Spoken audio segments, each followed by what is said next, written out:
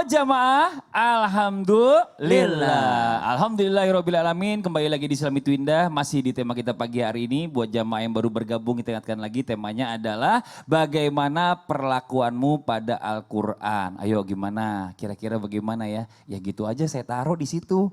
Kadang-kadang sampai debuan, ntar kita jelasin lebih panjang lagi. Ini Masya Allah luar biasa. Ini pengalaman pribadi saya juga mungkin ya, pelajaran buat saya. Nah sebelum kita lanjutkan lagi, saya mau kasih lihat tayangan juga. Ini ada sebuah tayangan yang menarik ya. Ada seorang santri yang bawa kitab. Seperti apa tayangannya? Ini dia tayangannya.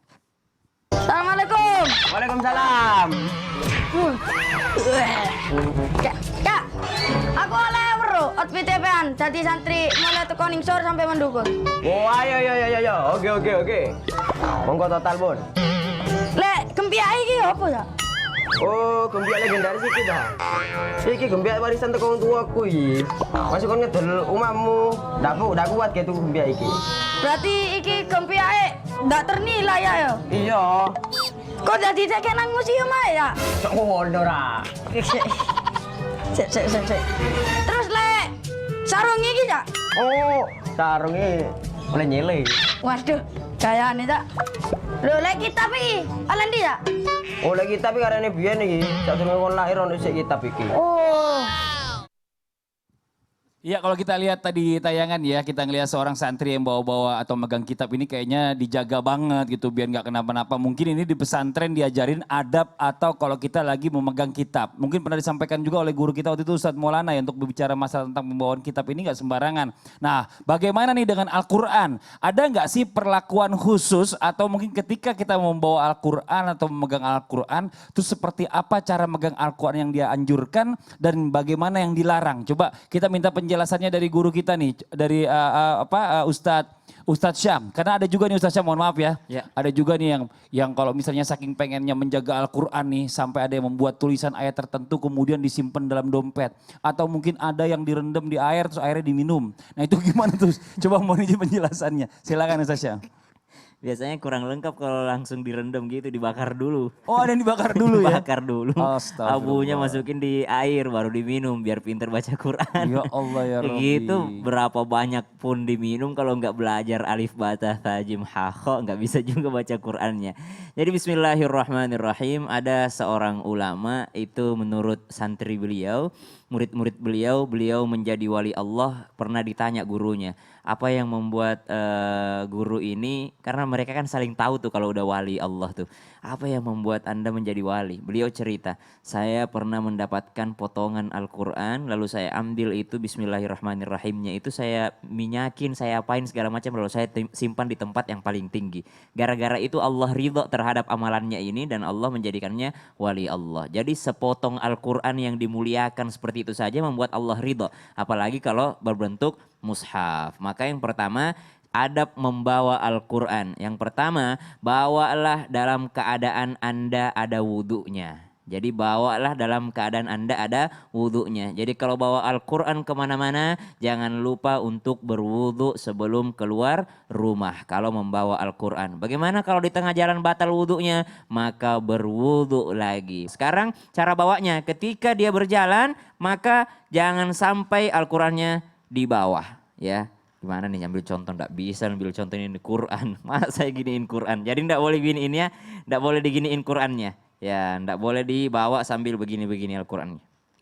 Itu adab dalam ilmu. Jangankan Al-Quran, kitab-kitab biasa saja nggak boleh kita gini-gini. Harus dia berada di atas diginiin. Kalau sebagai santri, taruh di dadanya, dia berjalan sambil membawa Al-Qurannya. Gimana kalau tasnya di belakang? Usahakan kalau Al-Quran isinya, taruh di depan supaya dekat dengan dada kita. Kalau dia berkumpul dengan buku yang lainnya, taruh Al-Quran yang paling atas. Taruh Al-Quran yang paling atas karena itu adalah kitab mushaf yang paling mulia. Ada juga orang sekarang karena mejanya sudah modern ya. Meja modern, kemudian meja modernnya ini gimana? Meja modernnya itu kaca. Wah, ditaruh situ ada tempat majalah di bawahnya kan. Ditaruh Quran di situ, asbak di atas. Bagaimana caranya? Bagaimana mau berberkah kalau Quran di bawah situ kan model meja yang baru itu ya. Oh itu naudzubillah min dzalik. Enggak boleh taruh Al-Quran di bawah. Pokoknya taruh Al-Quran di tempat yang paling tinggi. Jangan bawa tas isinya ada pakaian dalam lalu dicampur dengan Al-Quran di situ. Nggak boleh juga. Apalagi memasukkan Al-Quran di dalam dompet. Dompet di mana tempatnya? Di belakang. Di belakang. Laki-laki lagi kan tidak begitu cara penggunaan mantra Al-Quran. Bagaimana cara penggunaan mantra Al-Quran? Hafal Al-Quran, amalkan Al-Quran. Itulah pelindung yang terbaik. Jadi sedikit saya mungkin ambil resumenya ya, bicara masalah Iya. tentang adab membawa Al-Quran ini sebaiknya adalah didekatkan dalam dada. Begini dengan dada kita jalannya. ya. Dekat dengan dada kita, Iya. dibawa dengan tangan kanan Tangan ya. kanan. Jangan dibawa untuk melenggang. Seandainya kita mau menyimpan juga Al-Quran di rumah, taruhlah di Al-Quran itu di paling atas. Iya. Ya. Di tas paling pun atas. demikian, di tas pun demikian. Ya, Ya, oke. taruh di paling atasnya. Iya, ini Masya Allah, jazakallah khair, makasih Sama-sama. banyak Ustadz Syam. Nah sekarang kita lanjut lagi nih, zaman sekarang ya mungkin banyak nih di sekitar kita nih orang yang di rumahnya nyimpen Al-Quran banyak. Al-Qurannya banyak, tapi dipajang doang sampai berdebu. Nah jarang dibaca, yang dibaca yang mana? Yang itu aja, yang baru yang tadi mana? Itu buat pajangan. Kamu buat pajangan kenapa banyak banget Al-Quran? Ya salah satunya mungkin nih seperti tadi yang segmen awal nih Anda cerita nih Ustadz ya. Karena ini katanya Al-Quran yang kita pajang ini buat rumah kita ini jauh atau terlindung dari setan. Nah ini bagaimana nih penjelasannya Ustadz Tahir, mohon izin. Ya pertama bismillahirrahmanirrahim, kalau memang Al-Qurannya banyak dan banyak juga yang nganggur tafsir, bawa aja ke pesantren saya. Oh ya Allah. Iya, jadi manfaat kan Benar-benar gitu. daripada berdebu ya. Nah dibaca oleh santri, setiap Masya hurufnya Allah. mengandung 10 kebaikan gitu kan. Masya Allah. Tapi apakah benar dengan cara Al-Quran dipajang begitu aja setan takut? Ya mana rumusannya kayak gitu. Iya kan? Anda lagi baca Al-Quran aja setan menggoda kok. Makanya Allah mengatakan, فَإِذَا قَرَأْتَ الْقُرْآنَ فَاسْتَعِذْ بِاللَّهِ مِنَ الشَّيْطَانِ الرَّجِيمِ. Kalau kau ingin baca Al-Quran, isti'adahlah kepada Allah dari gangguan syaitan yang terkutuk. Nah karenanya yang benar adalah apa yang dikatakan Rasulullah SAW dalam hadis yang diriwayatkan Muslim, dalam hadis yang diriwayatkan oleh Tirmizi. Apa katanya? Bahwa la taj'alu buyutakum kubura. Jangan jadikan rumah kalian itu seperti kuburan. Artinya enggak ada cahaya Quran begitu. Tetapi apa yang kalian harus jadikan? Jadikan Al-Quran itu bacaan yang menerangi rumah kita. Nah disitulah Rasulullah mengatakan, fa inna syaitan yanfiru minal bait tuqra fihi suratul Baqarah. Karena syaitan akan lari tunggang langgang meninggalkan rumah yang di dalamnya dibacakan Al-Quran. Terkhusus surah Al-Baqarah gitu kan. Nah karenanya kalau kita faham itu dengan baik dan benar, dia tidak hanya sebatas digantung gitu. Walaupun bagaimana hukum menggantungnya? Ulama berbeda dua pendapat di sini. Kalau yang pertama yang mengatakan haram nggak boleh, dia katakan laisa lihada unzil, bukan untuk ini Al-Quran diturunkan. Bukan untuk dipajang, bukan untuk itu. Tapi Al-Quran min haitsul ma'na wal ism, dari sisi makna dan namanya, annahul qira'ah, annahul maqru', dia yang dibaca. Makanya Al-Quran itu kan bacaan. Gitu ya. Maka jangan di dinding ditaruh diletakkan begitu.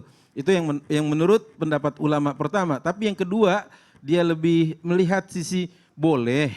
Ya boleh, dalam arti tetap tempatkan di tempat yang tinggi, jangan sampai debu justru menyelimuti tulisan itu.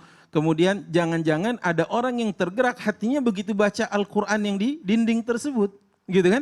Misalkan kita taruh itu di ruang tamu, terus ada bacaan di sana kan. Ada bacaan di sana yang membuat hatinya tergetar.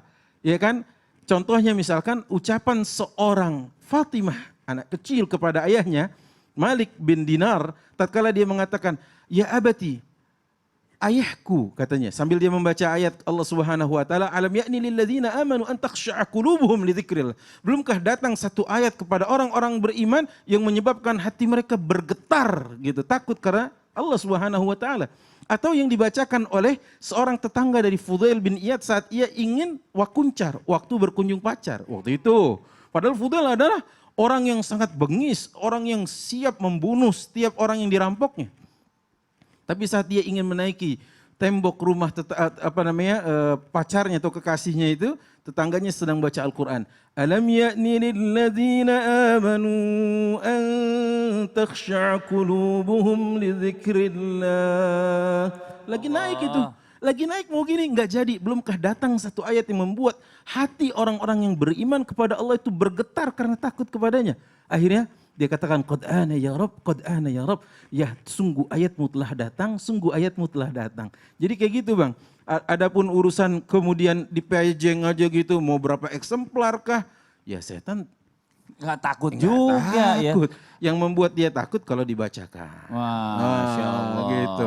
Jadi kalau dibaca ada keberkahan ayat Al-Quran yang dijamin oleh Allah, kemudian dikuatkan lagi dalam hadis Rasulullah SAW karena syaitan lari dari rumah yang dibacakan Al-Quran di dalamnya. Masya Allah. Jadi itu kalau ngomong-ngomong baca masalah Al-Quran tuh dipajang sampai berdebu, jadi langsung aja kirimin aja ke sahabat saya nih Ustadz AR nih, ke pesantrennya Ustadz ya. Ke pendopo sahabat Oh, ilmu. Pendopo sahabat ilmu, Iya jadi dong. jangan sampai berdebu, kirim aja ke pendopo Kirim aja sahabat ilmu. langsung. Ini Masya Allah, mudah-mudahan berkah tuh Al-Quran gak debuan lagi. Nah sekarang ini langsung aja saya udah janji sama jamaah yang ada di rumah ya, karena ada segmen Tanya Dong Ustadz nih buat sama guru-guru kita. Kalau gitu langsung aja sama-sama kita masuk ke segmen Tanya Dong Ustadz. Kami semua Tanya Dong Ustadz. Ada jargonnya kalau ada jamaah gitu ya. Kalau Iya. ada biasanya jamaahnya Silakan gitu. Ustadz Syam, Tapi hari Daeng. ini sama Daeng Syawal. Siap. Kita udah menerima pertanyaan dari sosial media Instagram Islam itu Indah. Buat teman-teman yang sudah bertanya, insya Allah mudah-mudahan mewakili pertanyaan yang lainnya. Boleh dibacakan Ustadz? Oke, kita bacakan. Yang pertama Dari siapa? dari Hamba Allah. @pemuda_Islam Muslimin. Wih, sudah pemuda Islam Muslimin lagi. Luar Wih, biasa. subhanallah. Iya, iya, iya. Tanya dong Ustadz. Siap. Assalamualaikum Ustadz. Waalaikumsalam Saya mau warahmatullahi nanya, wabarakatuh. kalau kita lagi sholat, terus ada orang yang mau lewat, kita halangin apakah boleh atau tidak Ustadz? Kita ngalangin dia, boleh atau tidak? Ya, jadi kita lagi sholat nih. Iya, lagi sholat nih, lagi sholat nih. Coba. Lagi Kita sholat, ya. Saya lewat. Lewat. Itu udah bener cara ngalanginnya. Berarti kita menghalangi orang yang mau sholat. Kenapa kita menghalangi? Jangan sampai karena dia nggak tahu kita lagi sholat. Karena kan kadang-kala kan misalnya gini nih. Dan Syawal lagi menghadap sana. Nah, saya tiba-tiba langsung ikut di belakang. Allahu Akbar. Ternyata dia nggak sholat, dia lagi main HP. Dia bisa ikut makmum gitu ya. Jadi mungkin ada orang yang tidak tahu kalau kita lagi sholat. Jadi kita kasih kode dulu, kasih kode halangi. Kalau dia masih mau lewat dikatakan bahwasanya agak tahan lagi. Masih mau lewat lagi, agak tahan lagi. Tackle aja Bahkan sekalian. bahkan lebih keras daripada jalannya dia. Tapi begini, harus introspeksi dulu. Sholatnya di mana? Kok bisa ada yang lewat depannya gitu. Mungkin dekat pintu Ustadz. Iya, itu berarti yang sholat yang salah. Jangan sampai sholat di tempat orang harus jalan lalu lalang di depannya gitu. Jangan sholat paling belakang. Orang mau lewat di belakangnya juga nggak bisa, ada tembok. Jangan sholat di jalan. Maka carilah yang namanya, ada juga yang namanya sutroh sebagai pembatas. Kalau nggak ada sutroh, pakai sejadah. Mana sutrohnya sejadah? Itu batas sejadahnya itu udah dianggap sutrohnya gitu. Jadi harus dihalangi memang. Karena orang kadang-kadang nggak tahu. Oke. Pertanyaan yang kedua. Siap, @aulia_wi. siap. Tanya dong Ustadz. Siap. Assalamualaikum Ustadz. Waalaikumsalam Saya mau warahmatullahi tanya, apakah sulit move on itu termasuk gangguan dari jin? Enak aja. Jinnya lagi disalahin. Iya, Terus- kasihan sama jinnya ya Ustadz Kasihan ya. jinnya, nggak tahu apa-apa juga. Bolehkah untuk berusaha melupakan seseorang itu? Lantas kita mengagumi orang lain semisal kagum pada sosok Ustadz. Seperti Ustadz Syam. Matilah, Ya, subhanallah. Masya Allah. Tadi jinnya disalahin, ini saya lagi. Ya terus. Ya, mohon penjelasannya Oh Ustadz. iya.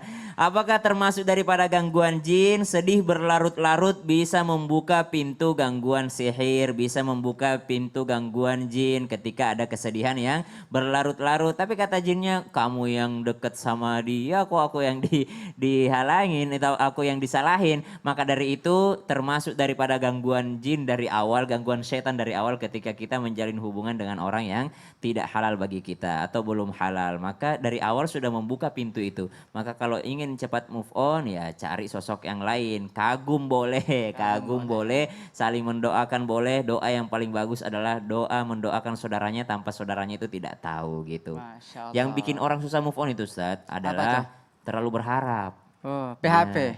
Bukan, dia yang terlalu berharap. Jadi menganggap orang itu PHP kepadanya. Masya Padahal ini Allah. orang ini tidak PHP sebenarnya. Anda yang terlalu berharap. Maka naudzubillah kita dalam sholat selalu membacakan iyyaka na'budu wa iyyaka nasta'in. Hanya kepadamu kami mengabdi, hanya kepadamu kami minta tolong. Kalau kita menggantungkan kepada orang lain berarti udah enggak minta tolong, hanya kepada Allah lagi. Kalau kita menggantungkan harapan kepada orang lain berarti kita enggak Allahus Samad lagi. Allahus Samad, Allahus Samad, Allah tempat bergantung. Tapi ternyata dia bergantung kepada orang lain. Maka ma'adzallah. Cepat move on adalah move, bergerak dulu. Cari masa depan. Ini masa lalu biarlah berlalu, biarlah jadi satu episode dalam hidup saya. Saya mau melangkah kepada episode-episode selanjutnya yang lebih indah insya Allah gitu. Oke Ustaz, ini saya mau nanya lagi nih Ustaz. Ada lagi. Oke, ini Biasanya mungkin cuma orang 2. kantoran sama pelajar ini mungkin bisa pernah ngalamin nih. Kantoran sama, Orang kantoran iya. sama pelajar. Ustaz mic-nya di dalam sini ya. Oh ya, oke, Jangan dulu. cek. Nggak masuk suaranya. Ya. Oke, Iya. orang kantoran sama pelajar. Heeh. Pernah ngalamin nih. Apa itu? Misalkan dokumennya atau catatannya ini udah full. Catatan udah full. Iya. Mm-mm. Nah, tapi ada isinya tulisan Al-Quran. Wah, Nah, itu bisa dibuang itu apa gimana? Apa dibakar? emang udah hafal? Hah? Emang udah hafal? Udah full lemarinya. Itu gimana tuh Ustaz? Bagaimana memperlakukan ayat Al-Quran atau Al-Quran yang sudah tidak terpakai lagi? Iya. Gitu kali ya? Iya. Atau Al-Quran yang tercecer bagian-bagiannya, bagaimana memperlakukannya? Seperti Bagaimana apa itu tuh Ustaz? kira-kira? Pernah dengar Apakah nggak? dibuang ataukah dibakar atau seperti apa itu Ustaz? Nah ini jamaah harus tahu. Pernah dengar nggak Al-Quran itu dibakar?